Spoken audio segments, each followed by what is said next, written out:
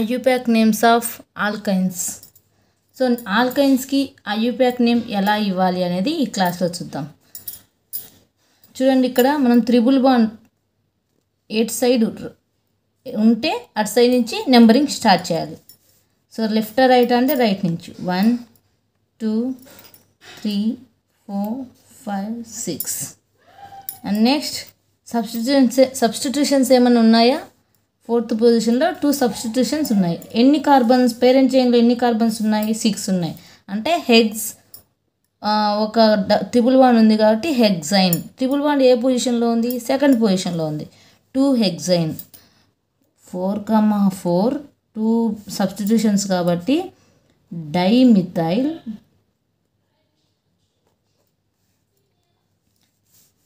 ఎన్ని కార్బన్స్ ఉన్నాయి? Eggs and triple bond ఉంది కాబట్టి హెగ్జైన్. ఏ పొజిషన్లో ట్రిపుల్ బాండ్ ఉంది? సెకండ్ పొజిషన్ 2 హెగ్జైన్, లేకపోతే హెగ్స్ 2 అయ్యానండి. సో మనం ట్రిపుల్ బాండ్ ఇటు సైడ్ ఉంటే అటు సైడ్ నుంచి నెంబరింగ్ స్టార్ట్ చేయాలి. సబ్స్టిట్యూషన్స్ అనేవి ఫస్ట్ రాయాలి, నెక్స్ట్ పేరెంట్ చైన్ రాయాలి. Next compound.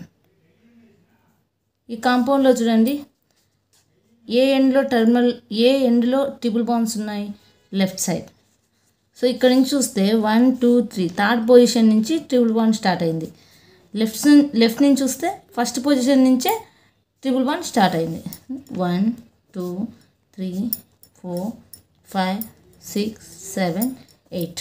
పేరెంట్ చైన్ ఇక్కడ సబ్స్టిట్యూషన్స్ అనేవి లేవు, పేరెంట్ చైన్ మాత్రమే ఉంది.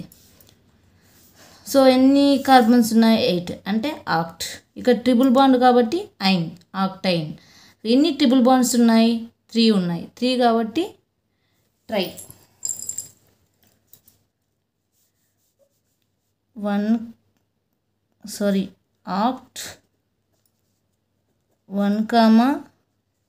Third position 3 fifth position 5th try ఐన్.